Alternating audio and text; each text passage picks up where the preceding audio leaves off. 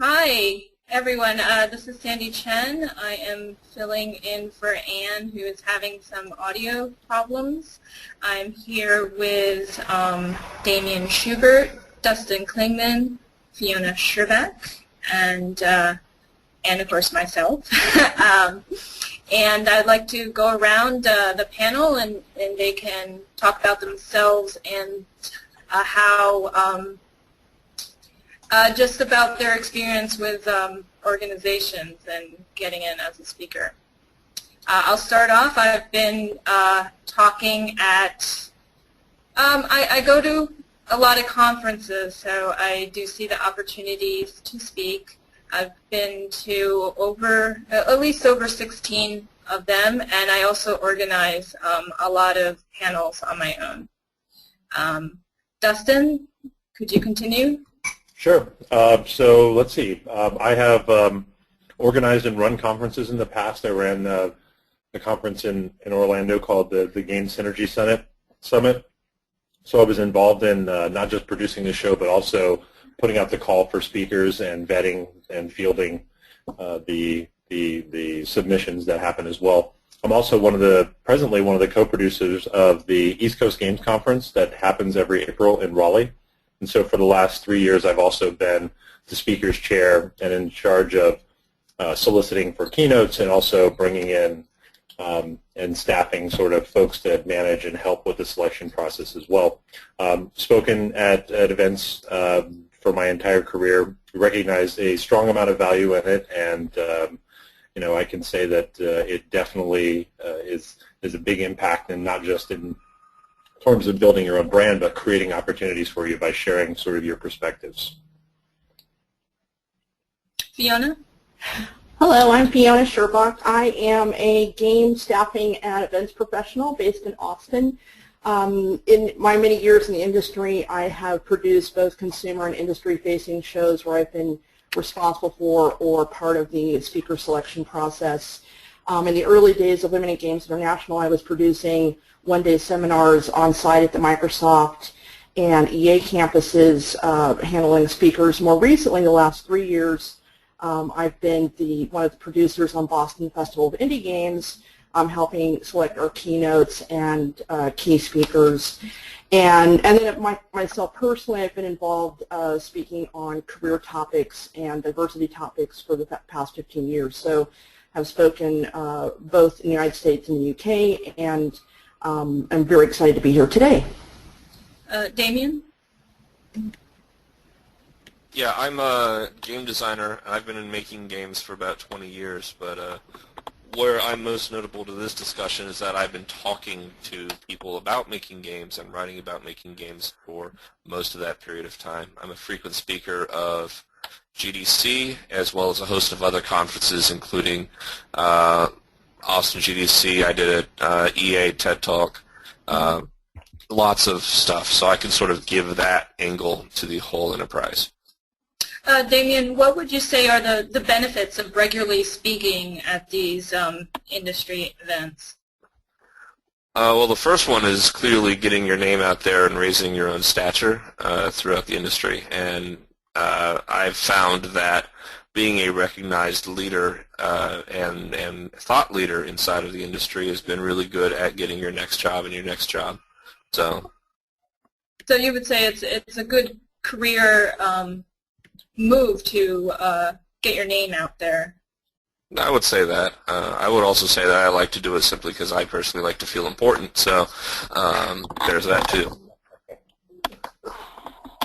I've also found it good to, in terms of publicizing my publications. I have a book out, so it helps in the book sales as well. Fiona and Dustin, since you're an organizer, would you please tell us what you look for in these submissions? I think it depends on the event, whether it's consumer-facing or industry-facing. One of the things I focus on, when working on a show or a convention is, thematically, what are we driving towards? What's the point? Obviously with, indie game events like Boston Festival of Indie Games or Fantastic Arcade, a lot of the focus is, bringing new information to developers or matching developers with opportunities. So people who understand the focus of the show, who come in with those concepts, are going to be the ones we look at most closely. When it comes to keynotes, it's very much about what's the message we're trying to send to the community at large. We're going to look at inviting people who really have a voice and can speak to the bigger picture. For example, the first year of Boston Big, our keynote was Lee Alexander. Second year, our keynote was Robin Hunicke.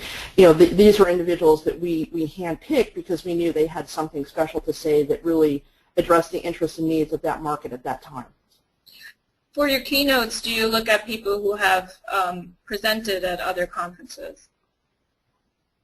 I would say preferably not. I mean, there's always somebody cyclically that'll come out with a book, or is just what we would say is that are the new hotness, and they're speaking everywhere, and that tends to actually, if you're at the front end of that cycle, then you're in a great spot. But if you're on the trailing end, where most people have been out and about and have seen those folks, less impactful.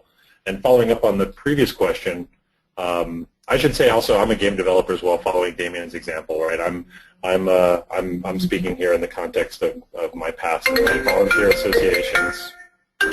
That is a downfall of the new Yosemite, that it just rings on your phone whenever your phone rings. What is that? That was my iPhone ringing into my PC, letting me know someone was trying to call me, which is kind of annoying.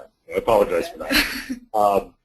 But in terms of timeliness is really important in the context of speaking, and for people who are actually making submissions, knowing what is a hot topic of discussion at the time can have a big impact on whether or not your talk will be selected. You don't necessarily want to come off as the ambulance chaser of sort of industry speaking events, because that will not help you in the long run.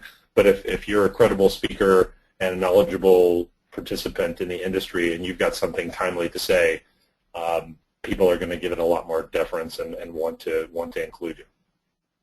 I think it's interesting that this year in particular, the folks at GDC were quite clear about, and I think they've always done this, but they seem to reinforce it for the 2015 show, that they really wanted to know that you did have a track record speaking and even ideally some experience with their shows. I think it depends on the show, once again, who's the audience and what's the level of polish you're trying to bring. A lot of different people can speak on current topics, but the right person speaking on a current topic makes a huge difference. Mm-hmm. I always say content is king, and at the end of the day, I want people to walk away from a show feeling like, hey, it was worth it for me to go. That wasn't just anybody talking on a hot topic. It was somebody who actually knew what was going on, has experience in that area, maybe not just experience as a speaker, but experience and a knowledge base in the industry that qualifies them to talk about it. And I think, Dustin, you're completely correct. I think there's also that added edge of, you do want somebody who's coming in very much as a subject matter expert. Right. Speaking of GDC, Damien, I know that you've spoken at GDC several times. What are some tricks and tips specifically for a major conference if you were submitting? Well, GDC is kind of the big leagues. It's tough to get talks, and in fact, I still don't get invited every year. The thing about GDC is the best way to do it is to become a known quantity to them. I would strongly recommend anybody who's interested in speaking often to start small, get into panels, and get into roundtables. I actually did 3 or 4 years doing MMO-related roundtables in order to basically establish that I was a reliable and trusted expert that they could count on. And then they finally took my talk after doing that. Just in case people don't know, what would you say is the difference between all of these, the talk and the roundtable and the panel? Like, how much work is it? Well, in terms of a panel is usually, the hard part is getting 4 people to show up and then preparing 5 questions that they all have to answer. The trickiest part about a panel is typically finding 5 people who won't agree on everything, because that makes for a really boring panel. The roundtables, typically you just come with questions to the crowd, and you have to actually learn how to manage the crowd and not turn it into your personal soapbox, because that's not really what people are there for. They're not really there to hear you talk. They're there to share ideas amongst themselves. I can also say roundtables are really hell to run while you're hungover, so don't do that. Is there a difference between submitting for the summits or submitting for the main conference? Yeah, there's a difference. I mean, there's a similar submission and review process, but they happen at different times, and there's slightly different review panels involved with looking at those. Some of the criteria is different. I'd say the summits are actually a great place to start. If you think you have a big concept and the right people lined up to speak, but you're not quite ready for the main show, then the summit is a great way to start. But and roundtables also being even before that. But summits are very specific to, as we know, to 9 topical areas. So you really do have to be on target in terms of your subject.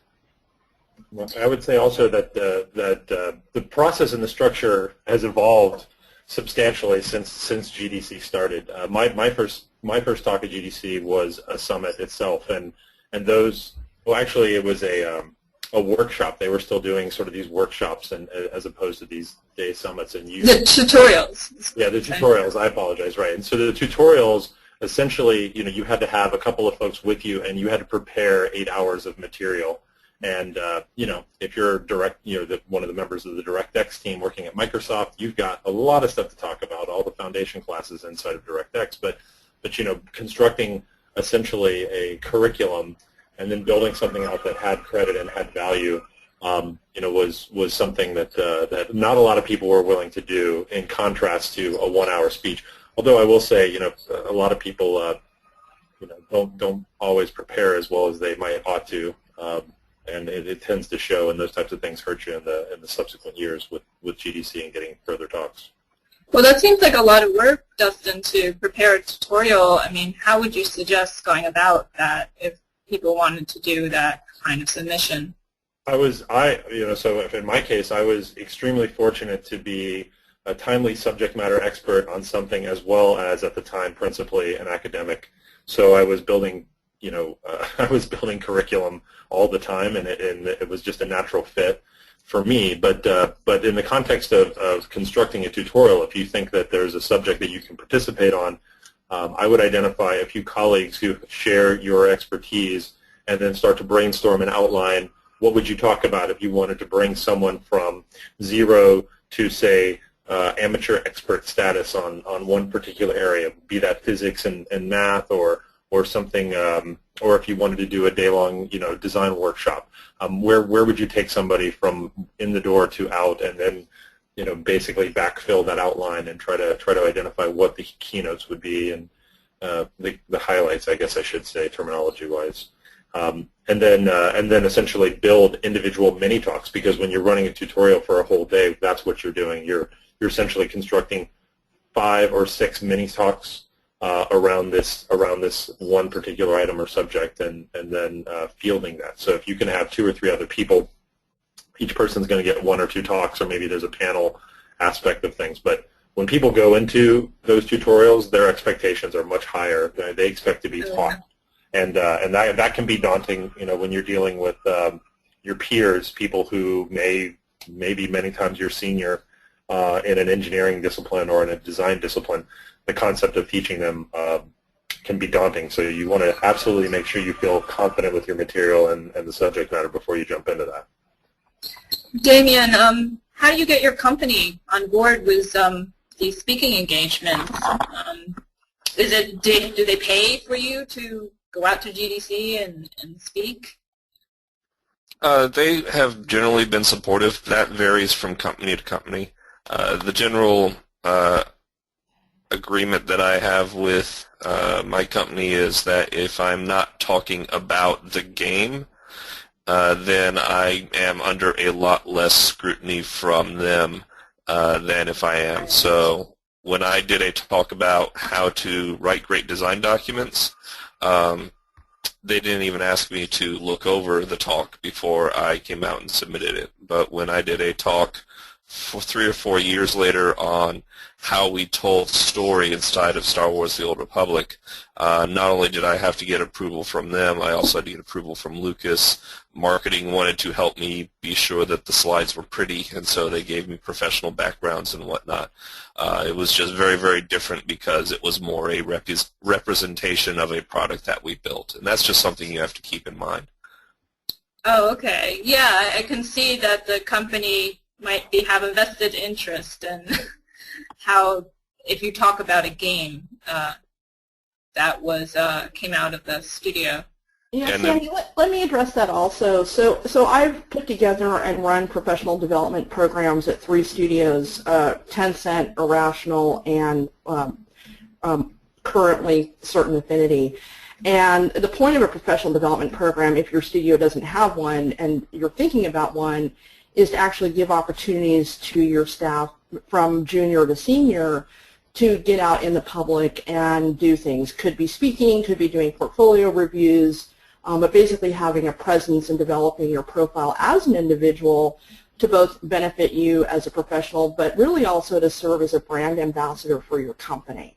Every chance and opportunity we have to send someone out to an event to speak is an opportunity to generate a national press release or launch a social media campaign, and not always necessarily right around a product promotion, but maybe just corporate profile or corporate communications. We want to attract more talent, so we're going to talk about how we've just sent 7 people to a major conference, including, half of those being women. So we really want to have some visibility to let people know we promote and support our employees going out to shows. I think everyone is familiar with professional development generically speaking, but not all studios have it. So, if someone comes to me and says, I really want to do a talk on, these halo levels that we're working on, we know there's a very involved process dealing with Microsoft and 343 to get approvals on that. But even if they want to talk about something that's more in their immediate personal wheelhouse, we're going to support that. It just depends, on the time of year and the event. If production cycles allow, it's easier for us to commit funds.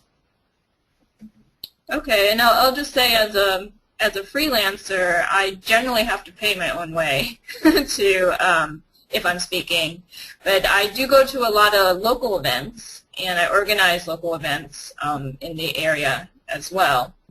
So, but I do find that it's useful to go to local colleges and do the portfolio reviews and to also organize panels on it. I think the easiest way to get on a panel is probably to organize it yourself. Yes, that's good. And to be in touch with the organizers of the event if you're not part of the organization.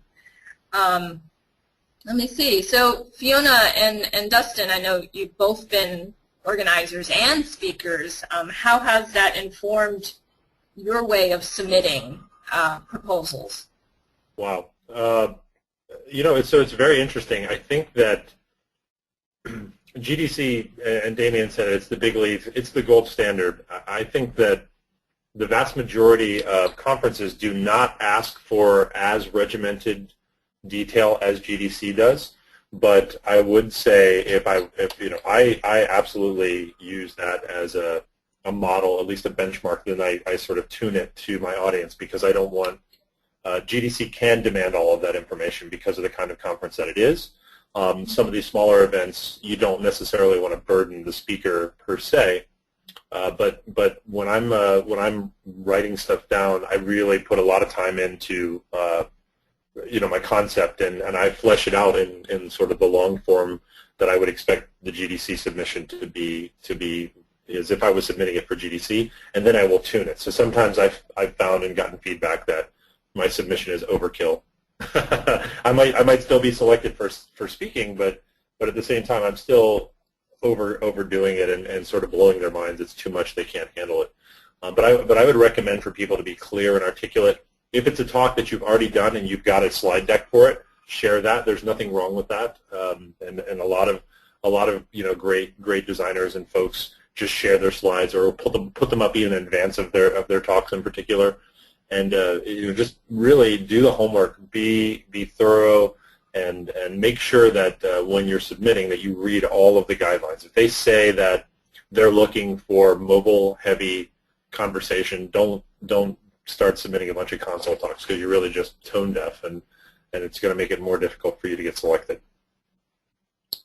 I would say that's very correct. In my experience, my own process has definitely revised as I've worked on conferences helping people develop their own topics. I think the most important thing has always been focus. There's a tendency to want to be effusive and really sort of over-talk on certain subjects, and it's like, look, just bring it to the core, topic and convince us that you're the right person to talk about it because of your experience with this topic, your exposure to, the ideas at hand. A lot of the times I will have the same or similar presentation that I remodel or reshape depending on how the audience changes. So I think everyone, should do that.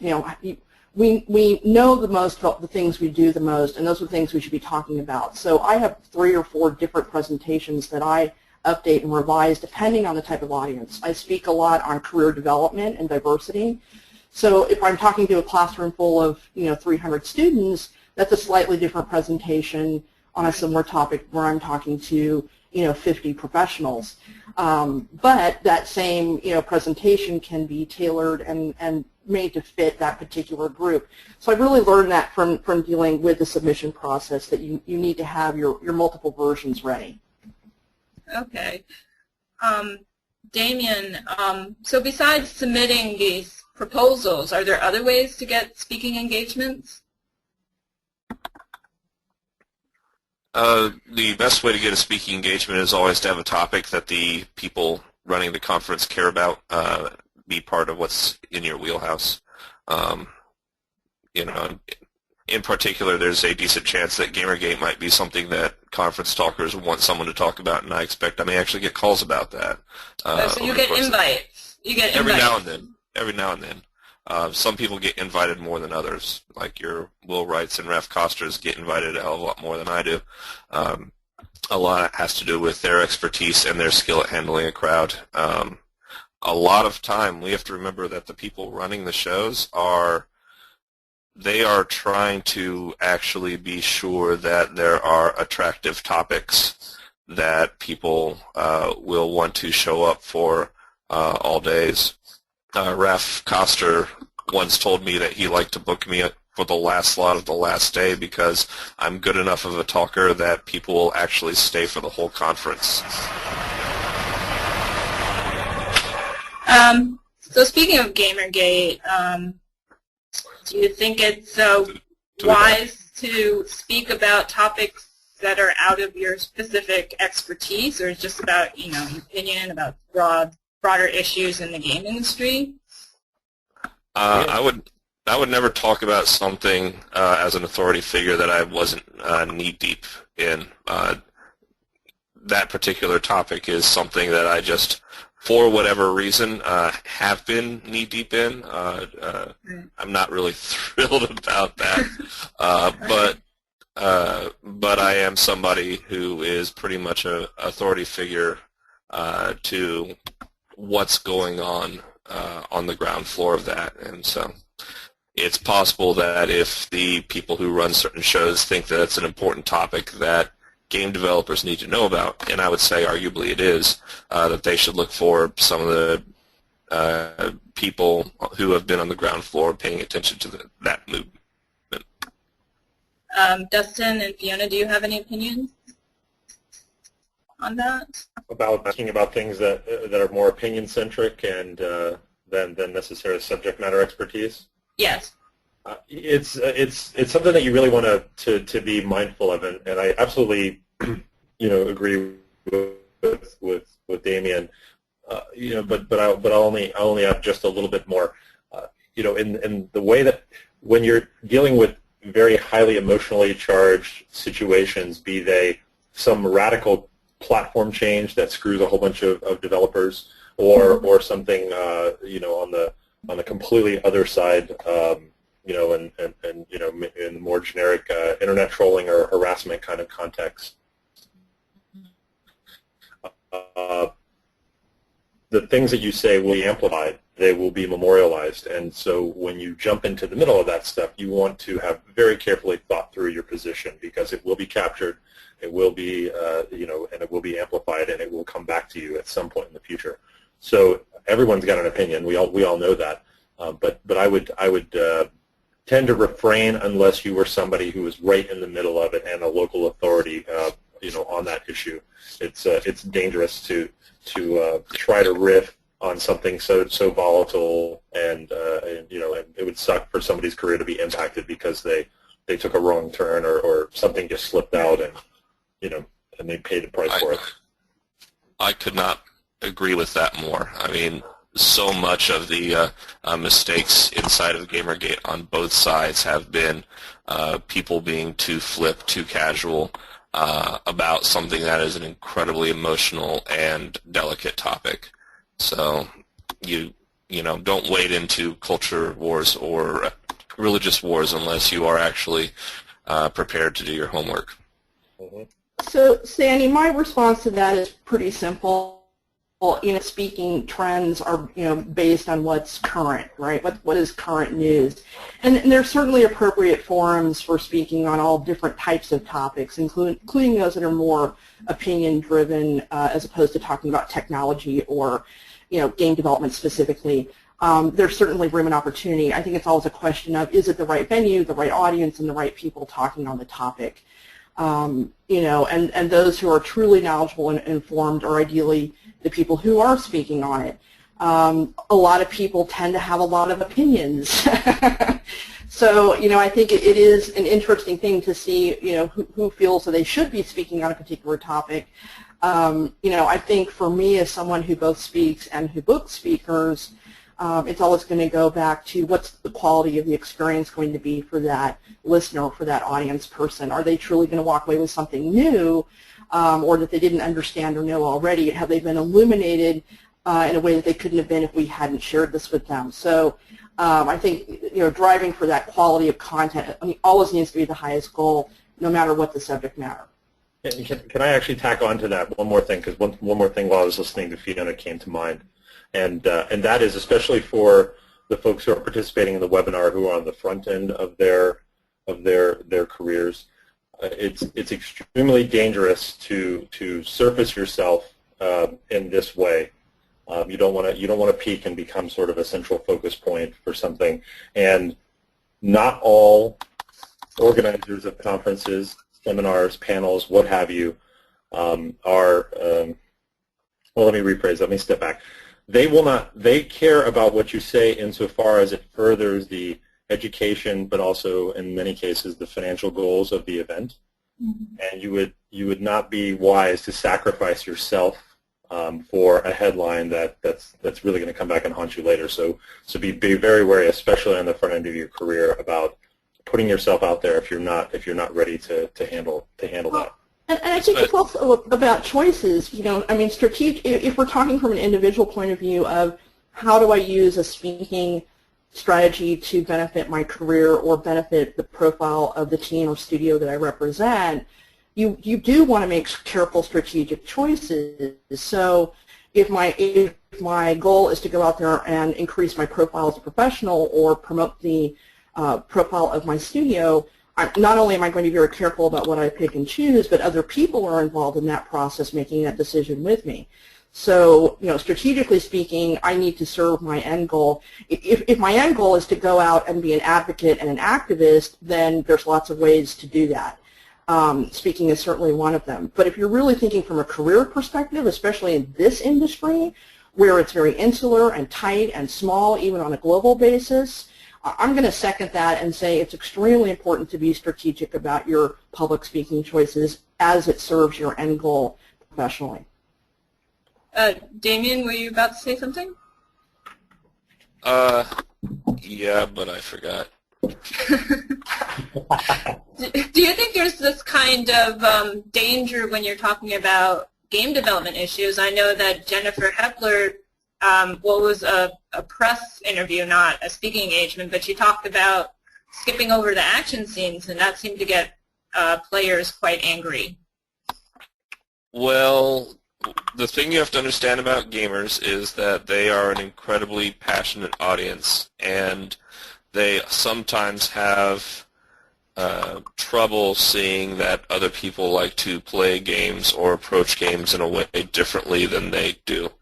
That passion is great in that it is really awesome when you get to deliver something to these guys that they love. It's incredibly job affirming to actually go to a canteen event for Star Wars The Old Republic and actually meet these guys who have pretty much dedicated their lives to something that you've built, and that's an incredible feeling. But that passion can surface itself in some kind of scary ways as well. And it's recent events have made it suggest that it's a woman thing, and there certainly is some inherent sexism, and I believe that was part of what hit Jennifer. But I think the Call of Duty team got death threats for tweaking gun balance last year. That passion just really can surface itself, and so you have to be really, really careful if you decide you want to talk about this stuff, and you also always have to be prepared for the fact that you may hit some backlash for it. I mean, at the end of the day, if you're saying stuff and nobody's reacting to it, then you haven't said anything interesting anyway, so it's kind of a fine line. Okay, so in terms of any further tips about getting involved with speaking, I know that Toastmasters is very good. I mean, how do you get to a point where you're comfortable speaking in front of large crowds of people? Oh, wow. You do it. I mean, the practice makes perfect. Videotaping yourself and watching yourself talk is incredibly useful. But you're just not magically going to get good at it. You have to actually decide that's something that you want to get good at. And it's not hard, but it does take a lot of focus to be good at it. I actually watch a ton of TED Talks, largely because the content is great, but also because I like to see how they construct their narratives and manage the flow of the conversations. There's a website called Zen Presentation out there that's really good that talks about how to make really tight minimalist PowerPoints that make for interesting viewing for the audience. So the games industry is interesting because we have such a deep population of introverts. It's easy to end up with a lot of extroverts speaking on topics. The people who are more apt to be open or speak loudly or be aggressive with their opinions. I spend a lot of time coaching people who are not likely to present themselves or speak publicly, but really have a desire to. As an example, a young man recently got accepted to run a GDC roundtable, and he nearly backed out. He came to me and he said, "I don't feel like I can pull this off." I said, "No, you can, but you've got support. You have people around you who have experience speaking and organizing these types of speaking presentations. We will coach you. We will help you, and trust me, you can do it. Your anxiety is going to be far worse than the actual experience itself." So, I also back up the idea of rehearsal. We did some local talks just recently for a regional conference, and we made sure that our teams who were presenting came into conference rooms and invited the rest of the studio staff to come in and see them do mock presentations. Rehearsing in front of a group, even a group of two, is going to help you greatly. Not just the feedback that you may get, which may or may not be useful, but just getting used to that experience of talking to people, knowing how to stand, how to look at them, how to project your voice. It takes time to get to that point where you have comfort. And again, with so many introverts that I work with, I tend to be very supportive and encouraging and give them as much education and direction to tips that will really make them feel strong and comfortable presenting. Yeah, and I would only add to that because I love both of the answers. Speaking in front of your peers is going to be something that you're going to do professionally, whether you stay in the game industry or not. And so getting comfortable in that kind of a setting is a critical skill to have to advance and further your career, but also to have and build yourself into a position that you're targeting or building yourself for. It's critical that you come up with a routine, a process that you move yourself through when you're producing your talks, and that you rehearse, which you heard that several times already. I cannot tell you how easy it is for skilled speakers to spot people who have done zero presentation, how easy it is for skilled speakers to watch you read the slides off your PowerPoint presentation. All of these things show up, and the folks who do it a lot immediately are aware that that's exactly what's happening. There's no hiding when you're in front of people when you haven't done your preparation. And we all get stuck, but you just need to make sure that, that anxiety that you feel, if it's going to be your first talk, use that as an excuse to practice or rehearse again. It shows up so much when somebody is keenly and professionally prepared. And my favorite speaker at GDC, I've got a lot of great and favorite speakers, but one of my favorite speakers is Brian Moriarty.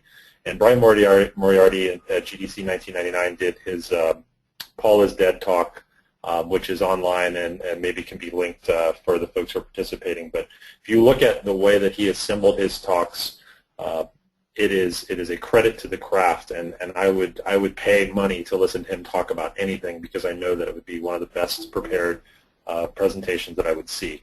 So practice, practice, practice, but more importantly, build a routine and a process, because you're going to be doing this a lot throughout your career. Yeah, and to build off that, especially if you are in design or production, you better learn to love PowerPoint in this industry, because you're going to be presenting to your bosses, you're going to be presenting ideas to your team, you're going to be presenting pitches to the people who might sign checks and give them to you. This is a good skill set to have, even if talking to GDC-style crowds is not your ultimate goal. Communication of ideas is crucial to being a senior designer or a producer. The advice I always give to someone just starting out who thinks they may want to speak, but they're feeling nervous, is I always say start small. Start with your most tolerant audience. I always recommend starting with students.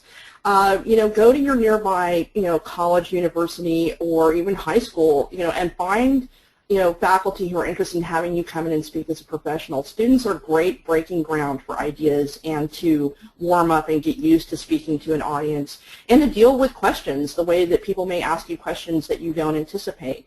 And so start out with something where you feel like a higher comfort level in terms of that group, and where you can maybe take some risks and make some mistakes. It will absolutely grow you into a stronger speaker over the long run. Austin, IGDA Austin has a series of what they call micro talks, and they do it every 2 months. They're great for people who want to start out. They are 10 minutes long, and the guy who runs IGDA is always looking for people to give those talks. Most of the local IGDA chapters, I would guess, would be happy to accommodate people who were willing to take that chance, and it's a small, friendly forum. Yeah. And one last comment: bombing happens, right? Bombing totally happens. When you're a speaker, you don't connect to the audience. You weren't able to prepare as much as you'd like. You thought you knew a lot, but you got questions that made it clear your audience knew more than you. It's going to happen when you make games. Some of your games are going to bomb, and some of your talks are going to bomb. And just don't take every one of those experiences as a learning opportunity to improve. Don't think that just because you have failure early on that's how it's always going to be. Oh, and IGDA New York did in the past do those 10-minute talks, and I would say that IGDA is a great place to volunteer to do a talk if you want to do that. And as a member, or even not as a member, you can make a suggestion to the local chapters about that. Are there any tips on the PowerPoint presentations? Like, what are some ideals in terms of putting these presentations together? My number one rule to anybody starting out is don't read your fucking slides.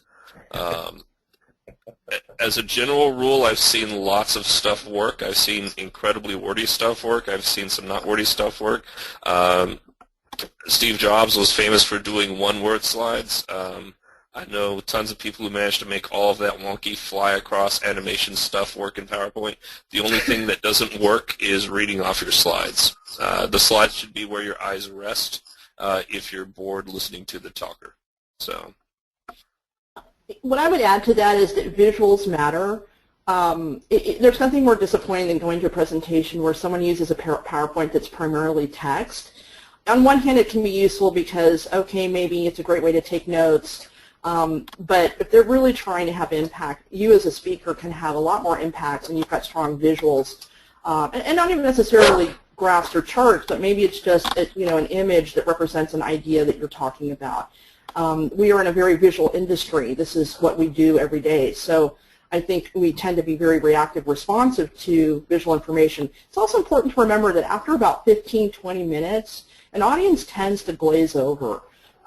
If you're not doing something to keep them excited and to keep them moving mentally, they'll drop off, and it will affect your ratings as a speaker. It will affect the overall energy in the room and the experience that everyone has. So I work pretty hard on that as both a speaker and someone who helps support speakers. Keeping that presentation lively with things like visuals and also keeping it interactive makes a huge difference. Yep, I found that my best presentation. I found my best presentations tend up being a screenshot with a line of text. If you want to talk about how a game design concept, then it's really useful to point out to people the games that are using that game design concept. So, and we love to look at screenshots as an audience. Mm-hmm. I would tend, and I agree that that good speakers can make anything work. I tend to encourage people to spend more time on visuals than on words, because when the words are up there and you start to feel the pressure, you're going to potentially cave in if you haven't done your rehearsal enough and look at the slides or read the slides. So the more words on the slide, the less prepared the speaker tends to be, in my experience. And that's not necessarily a rule, but I like the idea, Damien, of the slide, the screenshot, and the one line. And PowerPoint has this amazing capability for you to auto-advance your slides if you rehearse your timing.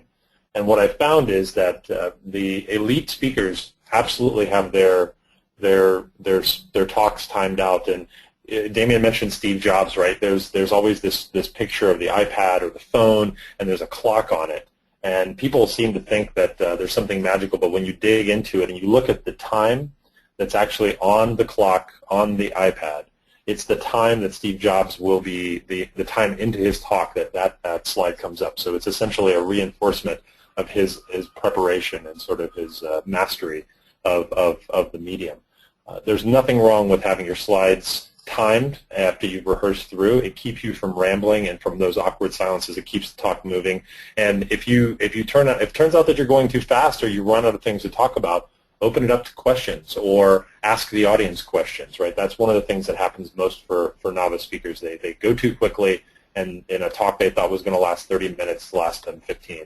And if that happens to you, obviously there's a learning opportunity there, but then turn that around and engage your audience and get them talking so that when they leave, the overall experience, the talk might have been short and sweet, and maybe not as professionally delivered as they might have liked, but the overall experience, they can feel that they grew, that they learned, and that they had the opportunity to grow from having spent that time. They'll walk away with a positive experience as opposed to thinking, I wasted my time listening to this person.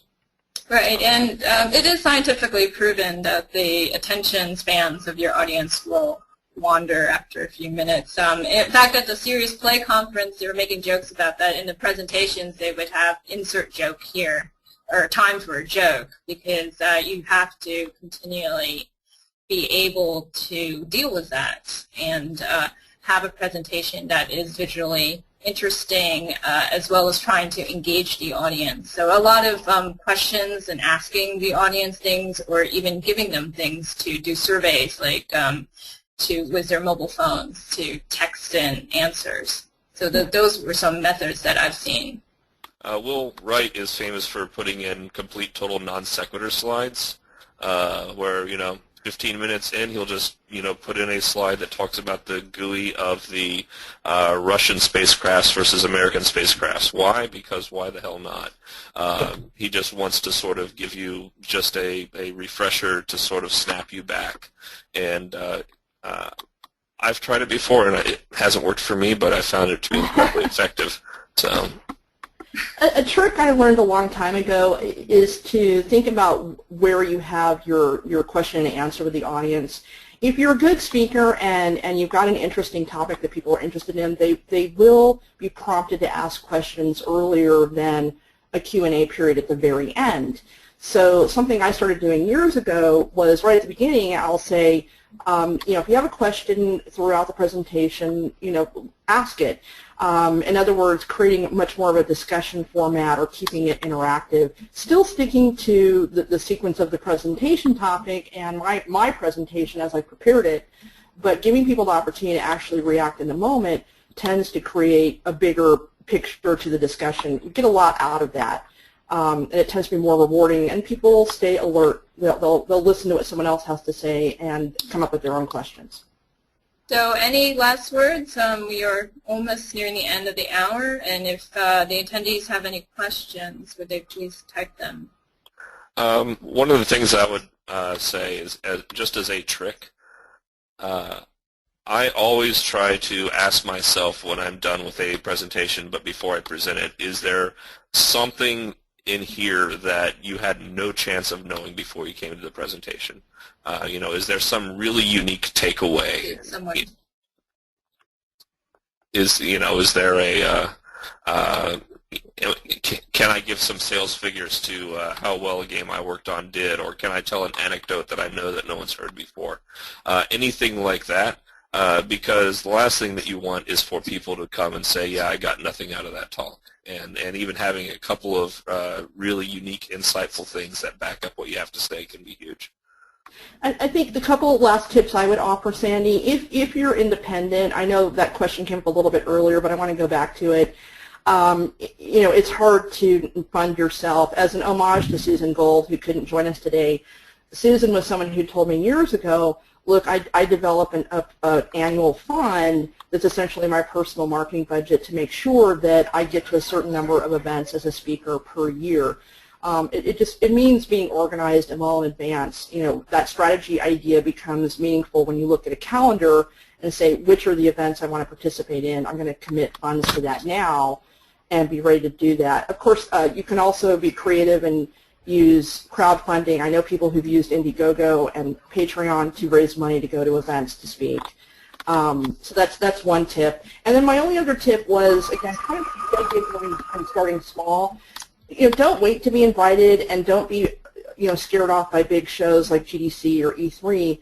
Look at your local community. Look for the local Adobe users group or Unity users group, and approach them and say, here's something I'm knowledgeable about. Can I speak to your audience? Here in Austin, we have ad hoc groups like the Tech Art Gathering or the QA Beer Night. These are great opportunities to approach people proactively and say, I'd really love a chance to chat with your group for 30 minutes, and start there, and start building that resume of your speaking dates. Yep. My only tip, love all the tips before, get a mentor. If you go to an event and you hear somebody not just deliver something of value to you in terms of content, but also in terms of form, talk to that person after the speech. See if that person will mentor you professionally. Enroll them in your success in your career, and ask for their help in terms of presenting and improving yourself as a speaker. Okay, so let's get to some questions. Lauren asked, are there any speaking opportunities for students, or do you have to be an industry professional? I will say that our local IGDA Austin has had pretty much anybody who has had an interesting point of view talk. That includes, like, we had a talk from the guy who I think does real estate for office space for game companies talk. So some of these venues are just more starved for speakers than others. You can also start in your club in your school, right? I mean, right. There's IGDA student chapters where you can organize a panel, so you can actually manufacture opportunities for yourself to be a speaker and get some practice that way.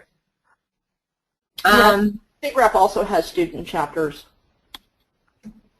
Okay. How many proposals do you have to submit to GDC before you're accepted?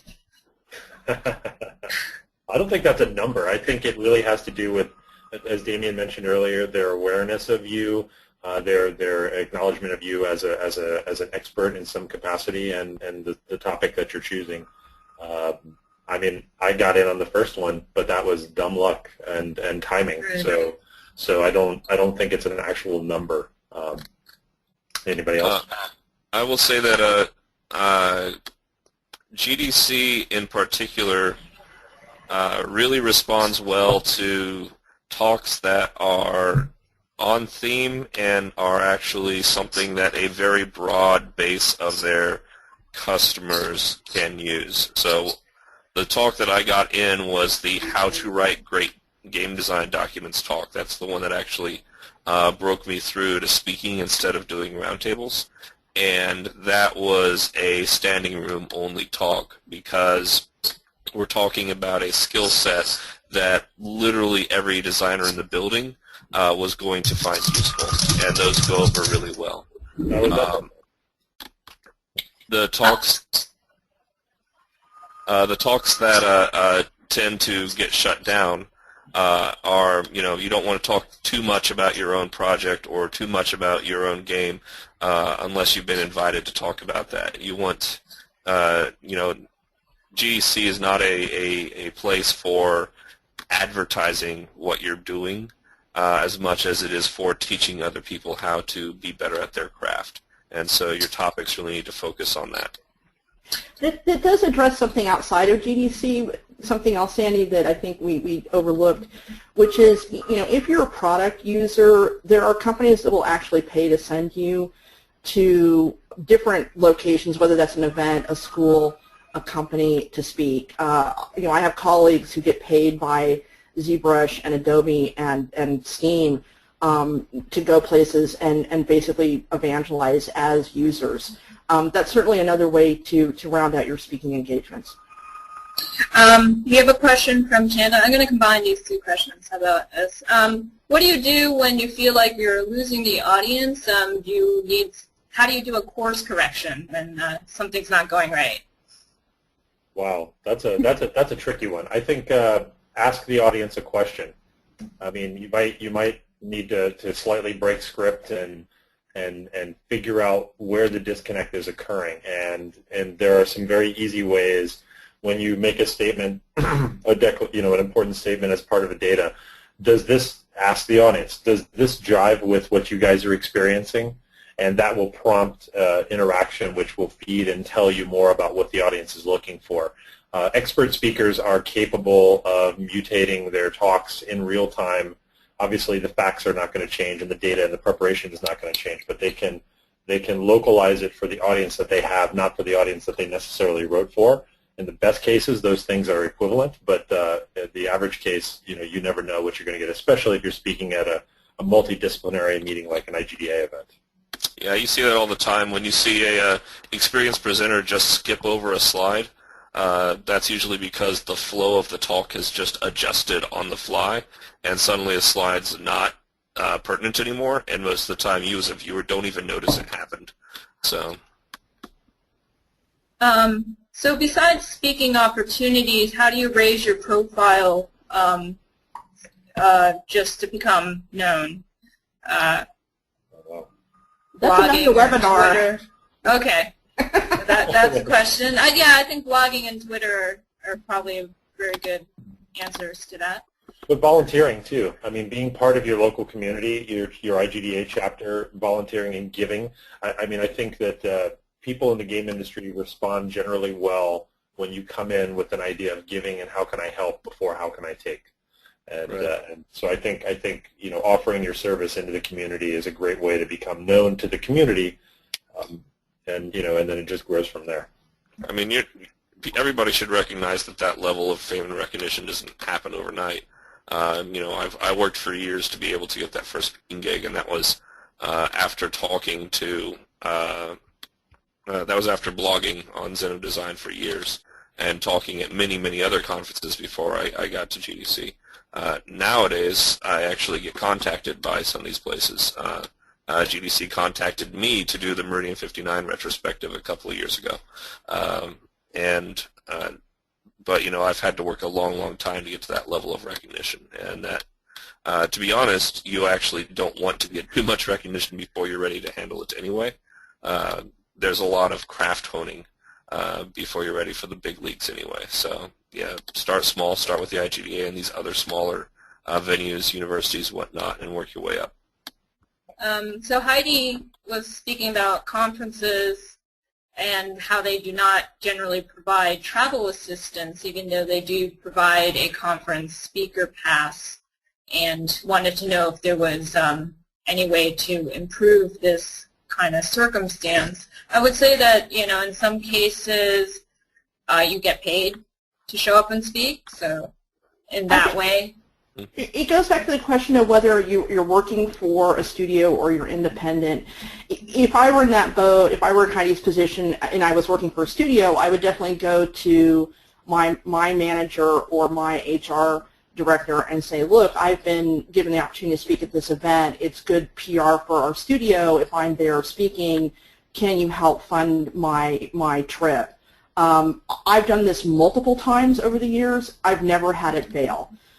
If you're totally independent and you don't have someone that you're working for that you can go to, it goes back to being creative with fundraising and really getting out into the community through forums and groups and saying, hey, I need some help. Who wants to support this? And literally raising funds creatively. Again, I would say, you know, crowdfunding is one method that's organized that works. I've seen people do a variety of things to, you know, get that support from their immediate community. I also tend to ask them, do you provide travel assistance? And if they do, great. And if they don't, then I know that I have to provide for it in some way. So I will say that GDC China flew me out on their dime, and the conference I did in Paris flew me out on their dime. So, and they also seemed hungrier for people to talk. So that's probably not useful if you're just starting out, but if you are sort of in that mid-range, that might be a way for you to both get speaking gigs as well as a free trip to Shanghai, which was pretty cool. Right, and I think when I spoke in Singapore, they were offering to pay for the freelancers to, they paid for the entire flight to go there. So I think that if it does seem to be an extreme hardship, then they do keep that in consideration.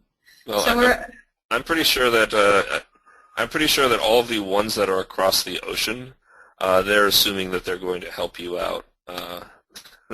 I don't know if GDC does that for people flying over from Korea, but I wouldn't be surprised if they did that, because an international plane ticket is a hell of an expense to take in order to go to a show, and I think most organizers get that. Okay, so I want to thank all the panelists for coming here to talk about their experiences, and we're at 1 o'clock, and I hope that the audience has also gotten a lot of good information about how to grow their careers. Thanks. Thank you, Andy. Thanks. So, goodbye. Bye-bye. Thanks, everybody. Bye, everybody. Thank you.